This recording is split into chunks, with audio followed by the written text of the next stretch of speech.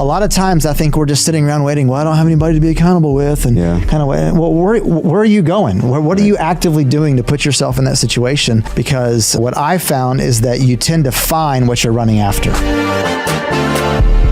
Welcome to Step Up, a leadership podcast designed to help you grow personally, professionally, and spiritually. I'm your host, Dave Kinney, and I'm joined by Amos Rivera and Pastor Chris Kouba. And guys, what I want to do is I want us to jump into episode number 7, which is a continuation of our talk last week. As always, I'm joined by my pastor, Pastor Chris Kouba, Amos Rivera, and let's just keep the conversation going. PC, the 7 types of friends that every man needs in his life, is really birthed out of a proverb that you have led us through. Tell us what that proverb is and where we can find it. Yeah, Proverbs 16:24, we talked about last week. A man of many companions may come to ruin, but there is a friend who sticks closer than a brother. We talked about the difference, right, between what it means to be a real friend, what kind of friends that you need to be able to have, as opposed to a companion. We talked about that. Remember, our world and our lives, we got a lot of companions, we got a lot of followers, we got things like that. But at the end of the day, I think I read a statistic, 1 out of every 5 men would say they have a close friend. Only 1 out of every 5, which is crazy. And especially because you don't drift into that. You instead, it seems like as you get older, you kind of go away from that. And so we just talked about some different ways and different types of friends that we all need to have, right? And it doesn't come naturally. No, for sure. Especially if you grow up and you're in school and you're surrounded by people and classmates and people that society has put those friends in your life. You go to college, you've got roommates, you've got all that kind of stuff. And then once you're out of that stage of life, you have to be very intentional with your time to have those kind of friendships and relationships that ultimately matter in your walk with the Lord and in your walk as just becoming a better leader and a better man. The 3 types of friends that we talked about in the last episode were 1, the type of friend that you can celebrate with. Yep. And how important that is for your life. 2, the type of friend that you can grieve with. And 3, very simply, but honestly, probably my favorite one we've discussed so far, is simply just a friend that you can be normal with. Yeah, got great feedback on that one. Really great feedback. Yeah. People like the fact, because I think a lot of times whenever you think about adult friendships too, you kind of think them real stiff, and there's some aspects to it that's going to be the case and a little more formal and serious. Man, what are you watching on Netflix? That's what you need to know too. Yeah, you need to have those friends. Normal stuff. Yep. Normal stuff. So I want us to dive into this week's content. PC, why don't you talk us through the next few types of friends that every man needs in their life? So the 4th one would be someone that you can be accountable with, not necessarily accountable to. Now, I say that the language is important there because I'm not trying to say that you're not accountable to somebody. But I think we've all experienced the fact that there's a lot of different accountability groups that you may be a part of, and you kind of just go and you're like, yeah, I screwed up this week, and okay, well, don't do that next week. And then you kind of move on, and they just don't work. The whole idea of being accountable to somebody, I've not found super effective. Instead, the idea is that I want to find somebody who is running hard after Jesus. I want to find somebody who's trying to crush it in their marriage. I want to find somebody who's trying to parent like me, who's trying to do what I'm trying to do, where I'm trying to go, and I want to run with them. Because if I'm doing that, I'm going to be able to trust them. I'm going to be able to hear from them and receive things from them in a wholly different way, as opposed to just saying, well, here's the things I did this week that I screwed up in, and I shouldn't do it. And it just is like the cycle of never getting better. Yeah. So why would you say that those accountability groups where you're accountable to them either don't work or they feel counterfeit when the accountable with someone is so much better? Well, I think relationship, right? I mean, a lot of times, I've done groups in the past where we try to like set guys up with other guys, and sometimes it works and sometimes it doesn't. And what I found makes it work is if there's relationship there, if there's connection there, if there's like, okay, I want to be like you, or I want to do the same things that you're doing. So, I mean, I know in my own life, I've got guys along the way that I'll gladly listen to them speak into me, because at the end of the day, I know we're trying to do the same thing. I mean, before we started on here, we were joking around because our pants are a little bit too high on our you guys are real trendy. The visual, we're trying to make sure we look good and all that kind of stuff. And I gave you a little heads up that, hey, you got a little more leg showing than you need to. And I did that because you would do the same thing to me. Yeah, and I appreciate that about you. And on the same way, I mean, so take that at a much more deeper level. At the end of the day, I want to be running with guys who I know, man, we're both trying to kill this. Like we're both trying to move the ball forward. We're both trying to do well with our wives. And I think whenever you run with guys with people and you're accountable to them, then they can come and speak into you in a different way. Yeah. I've got a buddy of mine, for instance, he knows me super well. And so I know that if I go up to him and I kind of walk through a situation, hey man, I'm dealing with this. What do you think I should do? He'll say something like this: now, Kouba, you know how you can be, right? And he's like, so make sure you're careful in how you say it. Well, here's what he's doing. He knows me, Right. and I know he's for me. So at the end of the day, that's accountability because he's checking me before I even screw it up. Yep. I'm not just reporting back what I did or didn't do. He's walking alongside and goes, now I know you, I know how you can be. So and I'd have the same conversation with him. Hey man, you know, you got to be a little more aggressive. Your tendencies in this.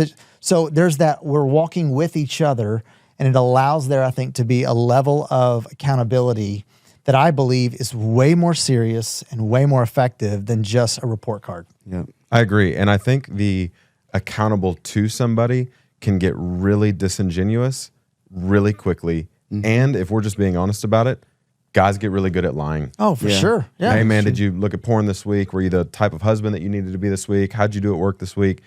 And just being honest, it can be one of those things where a lot of guys can get really disingenuous and they just get really good at deceiving themselves, which is, there's so many biblical warnings against deceiving yourself. That's why it's important to be running along with somebody in your accountability who knows you, who you have a relationship with, and that really is the difference maker. PC, I've seen you model this really, really well with a lot of guys. Your accountability has this aspect of it that I really, really admire, that it's always actionable. Talk about the importance of having actionable accountability. Well, I don't just want to say, hey, yeah, this is what I should do, and then don't actually do it. Or I've got a guy I'm walking with right now, for example, and this guy, we spend a lot of time together, and we've been talking about just schedule and time and how to maximize time and how to be more efficient with what you're trying to do. And I asked him, I'm like, man, what's keeping you from taking that next step forward? And he was like, man, I spend too much time on my PS5 or whatever. And I was like, so do you want me to come get it at 5:30 or do you want to bring it over to my house at 5? He looked at me like, what are you talking about? I'm like, if that's the problem, let's get rid of the problem. Like, let's not just talk about it. Let's not just say, did you have a better week not doing as much of it? Like, so I literally went over to his house and got it. Like, we actually got it, and he got rid of it. And guess what? It opened up all this time, and it kept opening up all this. And I think things like that, like too much is just talking about what we could do, what we should do, what we are. And I don't think there's nearly enough actionable steps of saying, no. What is the problem? Let's go deal with this. Let's go immediately go and stop this. If you've got, what does the Bible say? If your right hand causes you to sin, it doesn't say manage it. Right. It says PC. cut it off. Yeah. It says take it away. All right. There's radical steps. And I think too often whenever it comes to accountability, that's why I do think it's important that you have a relationship, because I'm not also going to respond to somebody who just comes in there barking out orders to me. I'm not going to do that. That's not really, I'm not going to be motivated by that. Yeah. But on the other hand, I mean, Amos, I know this would be an example. We talked about this.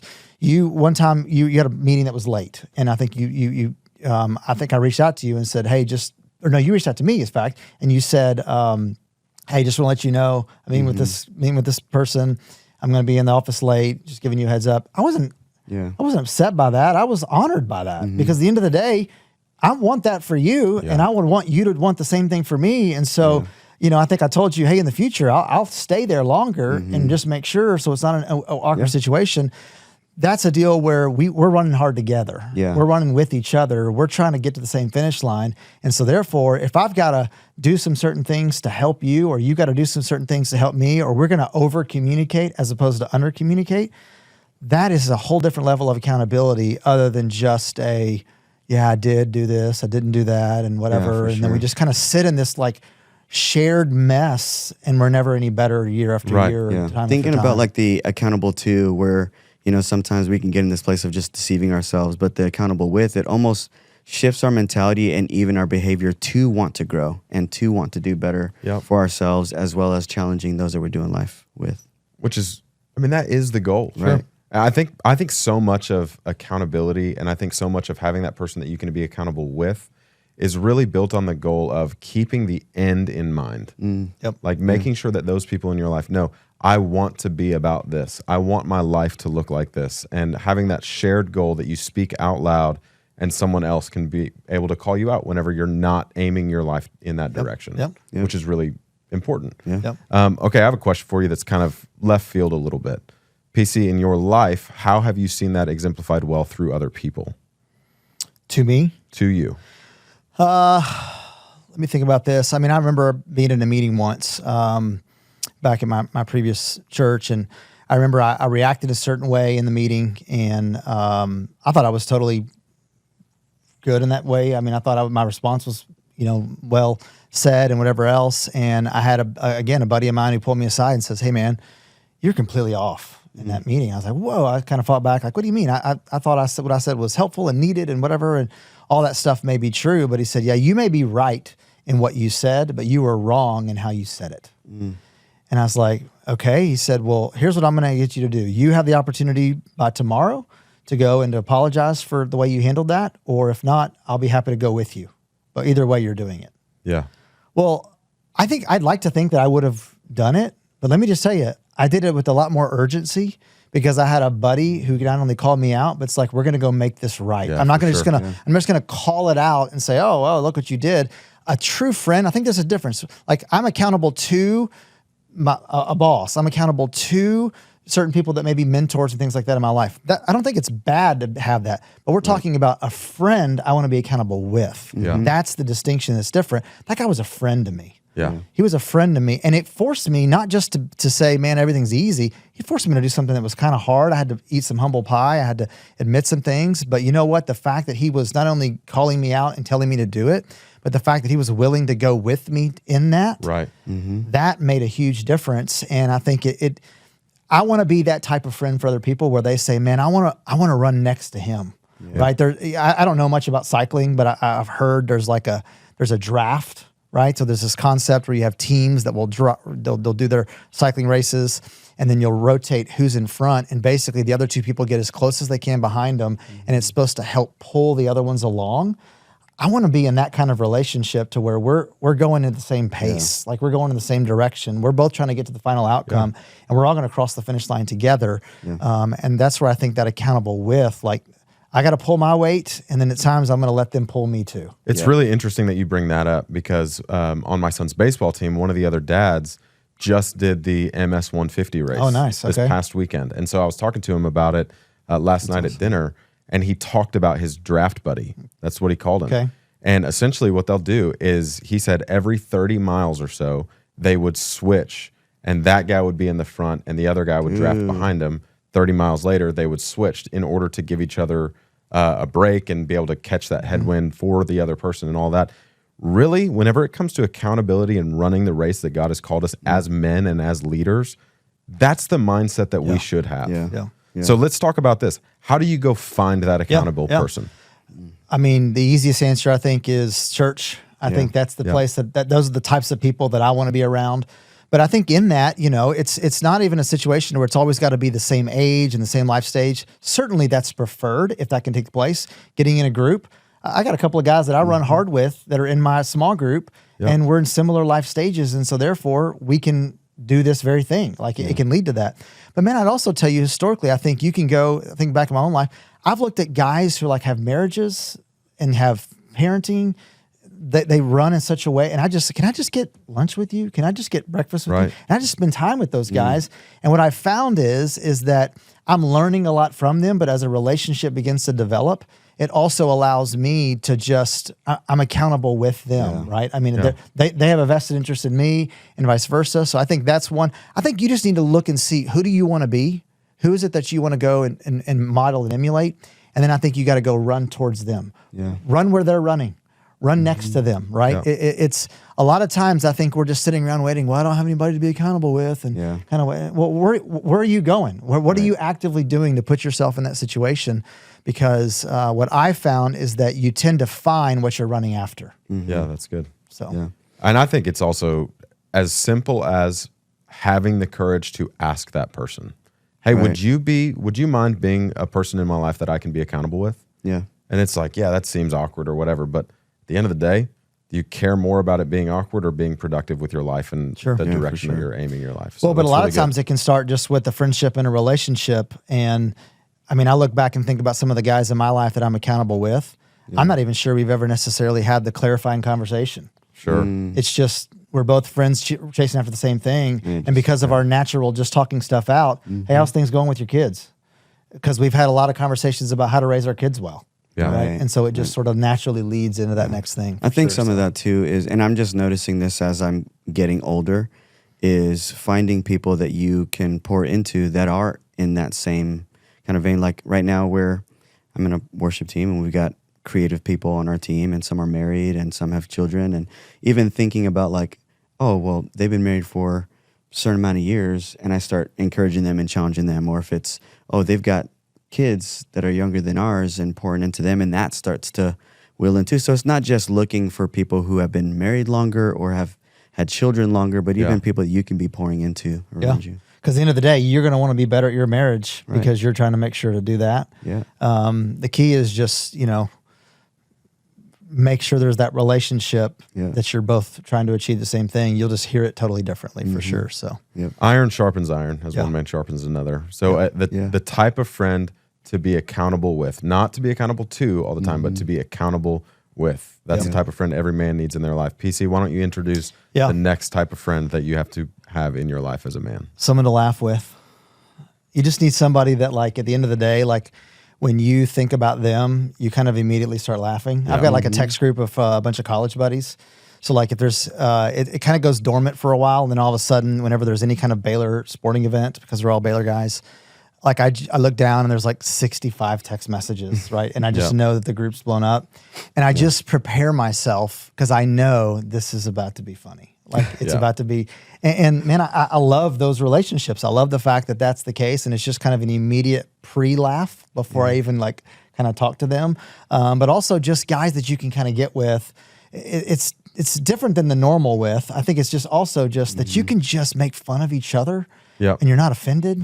Like instead you're offering up material, and like you just know you're gonna get it. And it's I think guys need that. Like you just need the guys that you can just absolutely have so much fun with. And I long for those relationships. I love those relationships. I mean, there's just certain guys that like I just know I don't know what I'm gonna get when I get a text message from them.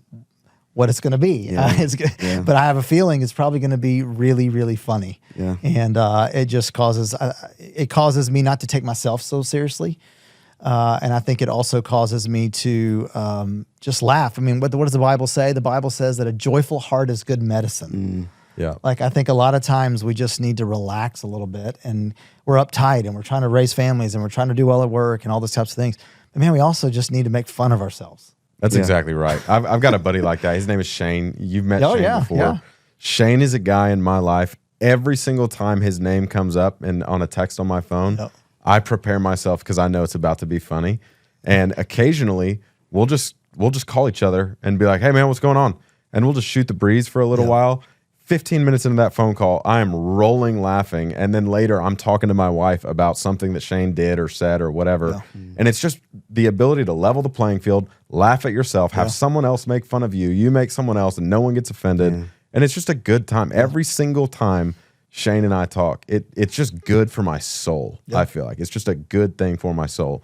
And even in times that we may get on a serious topic or talk about parenting or whatever, we can kind of give each other the failures of our lives and laugh instead of being condemned by somebody, and still at the same time be challenged a little bit to be better and invest our lives in the right way. It's just fun. It's good. It's light. I mean, even just thinking about the categories of our friends and accountability with, as soon as we went to laugh, I was like, all right. I'm immediately thinking of conversations and people, and I'm already just feel more relaxed. As the transition went to. But yeah, definitely got some people in my life. Well, and I think you also need people that will laugh with you. And I mean, I went the other night. I went to see Nate Bargatze, and we went with some great friends of ours, and it was just so funny like one, he's just a hilarious comedian. He does such a great job. But I've texted back and forth a little bit with just some of the various jokes and things like that. Man, our friendship is better just because we laughed for a couple hours together, right? Right. And I think Yeah. you've got to develop those friendships and have those people where when you get together, I have some conferences that I'll go to, and I know I've got some pastor buddies, and we'll get together and we kind of talk throughout the year shop. But man, when we get there, we look forward to the after dinner. We're just going to go get coffee somewhere at some coffee shop, and we're just basically going to make fun of everything. And I look forward to it the most. I mean, it's the most enjoyable thing because one, it takes some of the stress of what we do on a constant basis down. Now, I think a lot of people unwind in different ways that are unhealthy, right? I mean, they can make some choices that kind of can negatively put them in a bad place. I think laughing is one of those things the Bible tells us actually is a good thing. It's going to help us, and it's going to strengthen those friendships, and man, it just brings joy. You guys know these guys that I'm about to talk about. They go to our church, but there's a group of guys in our church that are our age that they say we can't sit next to each other at church, and they can't. They can't sit next to each other at church. The maturity level is not there Because they're 40 years old, but they have a 9-year-old sense of humor, and they'll be snickering and giggling the whole time. And I think that's awesome. Yeah. Like that is a goal to have in your life. That kind of friend that you can't sit next to at church because you would get yelled at from the stage or something for not acting your age. And I just think it's good. I think it's healthy. It's really good. Yep. Let me keep going. So another one would be someone to grow with. I think this is key too. It's you need people in your life who, when you get together, you say, "Hey man, what are you reading?" and you want to read what they read. Yep. You need people that you can say, "Hey man, what are you learning?" and whatever they're learning, you're going to be interested in. Or if they say, "Hey, here's some new software, here's some new whatever, here's some new system I'm putting in place," you trust them enough and you know where they're headed as well to where you're thinking, "Man, I want to maybe look into that and figure out how I can sharpen my own tool belt and do all of that." I've just found, man, those are life-giving relationships. I've got a number of guys in my life who are just sharp. They're high caliber, high capacity leaders. They're people who are always striving to improve, to get better, to be more productive, to do great things. And so because of that, I want to know what they're doing. I want to know what they're into. And I hope that I can offer the same thing as well, to where whenever they're saying, "Hey man, what's your list?" I've got, I mean, this is kind of the stuff that I'm naturally working on. And it's not like we decided, "Hey, we're going to do this many things this year," or whatever. No, it's just a natural outgrowth of relationships. We know that we're stronger together. We're better together, right? In every way. A cord of 3 strands is not quickly broken. I think that there is something to say whenever you get people around each other that all want to be better. It's an contagious environment. Something that really makes you excited about being a part of. So do y'all have groups and situations like that you find yourselves? There's one group of friends here in the Houston area where I think I might have mentioned this one before, but like quarterly we'll all get together and just hop on a call very quickly and just pour into each other. Like what scriptures are we reading? What are some different things that we're doing to push ourselves? And I mean, it seems very like routine or very organized, but it's just the way that some of these guys are wired. Yeah. But it's challenged me, and I look forward to it every single time. Like a few months are coming around, I'm like, "Oh man, I'm going to be able to hear from this dude and continue to grow in some of these areas." And it's challenged me. Like, I'm not naturally a reader, but because I've been around some of these guys or doing 75 hard, like it's challenged me to do things that I once talked about. I hope I can do that more. And now I'm like, oh, now I've got a couple things that I'm getting to apply into my life. All right, you brought it up. How's 75 hard going? Have you guys finished? We're done. We're done. Did you do it? Did you go all 75? We actually just got back from a lunch where we celebrated a little bit. Yeah, right. we did. We Well, got all the way congrats, through. guys. We got all the way through. you. That's great. Yeah. Yep. So now on day 76, you just fall off a cliff, right? You're just, No. No, you would. I feel like you would get super sick if you just Right. went in. Yeah. But let's be honest, even the camaraderie of that group. So 75 hard, if you don't know what it is, you can look it up and you can judge us later, I'm sure, because you probably will want to, because it's a little extreme, it's a little dumb. You guys can find me in the comments if you want to judge me for doing it. But yeah, and Dave did along the way, yes. But one of the things I think that was great was that it did put us around a bunch of other folks that were trying to get better healthy. Right. They were trying to get better reading wise. You have to read in the midst of all of this. And so we would always share a little bit about that. And it felt like a little group and a camaraderie that came along with that, because I think we were all trying to push ourselves. We're trying to get better. We're trying to grow. We're trying to make sure we move forward. And so, it's been it's good to be done. Yes. Good to be done. And this is the Come on, second guys, time. give me some. Thanks. Get out of Appreciate here. it. This is the second time. And so like between We did it last year. Yeah. Me and you did it last year. But between that, it was like, well, what habits can I continue and not just it be like, 75 hours coming again, I'm going to do a bunch of things I don't do. But like, I mean, I still drink a ton of water. Like I'm implementing even more reading. Right. I mean, my wife and I, we've been doing CrossFit for years. And so if anything, this has just been kind of like Scoreboard. Yeah. That's a good little flex there. That's good. That's good. Way to go, Amos. That's really good. Spoken like a true CrossFit guy. You can't let a conversation go by without mentioning it. Which is a good transition into our last one. Okay, number 7. For every friend a guy needs is someone to humble you. Someone to humble you. As a former CrossFitter, I know you don't, it's not really doing CrossFit unless you tell everybody else that you're doing CrossFit. So that's a good job, Amos, of plugging that in. And so you need someone who can call you out and be like, you just talked about CrossFit. Okay. No, I'm just kidding. But we do need people along the way. We all honestly, who can kind of be in our ear, pull us aside and be like, hey man, you're not that big of a deal. Like I know where you're from. I know where how you got here. It's very easy in the world we live in, right? It's very easy. You have the microphone and you can kind of, you can say certain things. It's very easy to sort of shade things in a certain way that makes it look honestly better than it may have been. And I just think it is, it's so important for us to have people in our lives who can kind of just remind us, hey bro, let's keep it in check. Yeah. Like, let's stay humble. Let's stay where we need to be. And let's not get ahead of ourselves, because it's very easy to read your own mail. Yeah, For sure. Yeah. It's very easy to read your own press clippings. It's very easy to make up your own headlines. In a social media world where basically you only post the best parts, you don't post any of the tough parts, then it's you need people who can remind you of the rest of the life outside of the posting. Yeah. I agree with that. And be able to kind of help you. And I'm not saying call you out. Maybe they need to, but I think mainly just to kind of bring you down to reality. Like just to be able to humble you a little bit and make it where it's not just quite so Be bad. your guardrails. I mean, I really do think that one of the most dangerous things in our lives is pride. Yeah, for Like sure. pride can destroy your life. It can destroy your marriage. It can destroy your career. Yeah. And if you don't have that person in your life that you trust enough to keep you humble, then I just think that you are headed down a road that will lead to destruction. And you don't want that. You don't want that in your life. And so waging war against pride is probably one of the best battles that you'll ever choose to fight. And make no bones about it, you have to choose to fight against it by having a friend that is given the freedom to humble you. Well, it goes back to the verse originally, a man of many companions will come to ruin.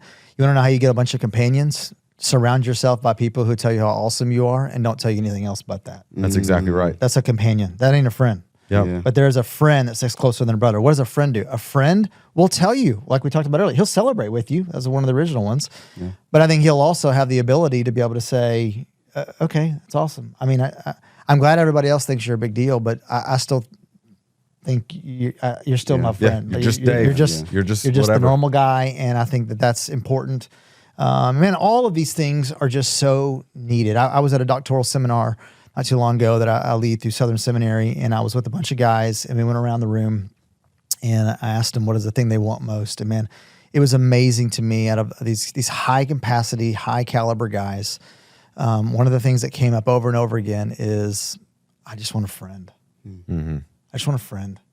And there's a lot of nuances to that. There's a lot of categories to that. But man, I would just simply tell you, I just gave you kind of 7 categories. One, you're not going to have one person be all of these categories. So I think you got to be okay with that. But I just think you've got to pursue these types of things because the scriptures are so clear that when you have a friend that can be closer than a brother, man, it's going to give you strength. It's going to be part of God's design and His grace and His mercy to you, I think, to help us step up and to win. That's exactly right. It really does go back to that proverb. And all 7 of those different types of friends, the last one really is the keynote of it, where it's a humbling process to make sure that you're pursuing those types of friendships. And, you'll have a lot of companions in your life and they'll pat your back right off a cliff. And that can that's be a good. dangerous thing good. for your own heart. Yep. And so when you take a holistic approach to the relationships that you're investing in and the people that are investing into your life, it can change everything about your life. So Amos, let's go final thoughts right here on which one of these types of friendships do you think that you want to highlight for the listeners today? I think the humble one, honestly. And even thinking about the different friends that I do have, I think about my wife. My wife is probably one of my closest friends, and she absolutely humbles me. I mean, she doesn't care about music, and any design that I think is really cool, I'll present it, and she's like, all right, whatever. So I'm like, okay, But yeah, I think the humility piece is huge, just fighting the pride. Yeah. PC, what about you? Final thoughts? Yeah, I mean, the accountability with is just so key, man. I've experienced it. I've given it out, and I just have found it to be so super helpful, especially whenever you make that shift, not just accountable to, but you're accountable with. Mm-hmm. That's a different level of friendship that I think is even more important. And so I would just encourage you, if there's any of them that you're like, man, that's the one, you're naturally going to gravitate towards laughing. You're naturally going to gravitate towards being normal. Those things are for sure the case. But man, I just would encourage you, find someone that you can run hard after with and experience the draft of each other. Yeah, that's really good. Thank you so much for listening to the Step Up podcast. As always, it's been awesome, guys. The reviews, the comments, the shares that we've seen on the podcast so far, it's been awesome. And for all of you listening, it means the absolute world to us. So if you want to leave a review or a comment or something like that, we would love for you to share this content. You can find more information on the Step Up podcast at chriskouba.com, and we would love to see you there. Guys, thanks so much. We'll be back soon. Thanks for listening to the Step Up podcast. Do us a favor and like, subscribe, and share this episode to help us get the word out. We would love to hear from you, so please leave us a comment and even leave us a review wherever you listen to your podcasts. For additional information or to reach out directly, please visit chriskouba.com. That's chriskouba.com. You can follow Pastor Chris on social media and just search Chris Kouba, Kouba. You can also follow United City Church on all socials at United City Church. That's UNTD City Church. Thanks so much.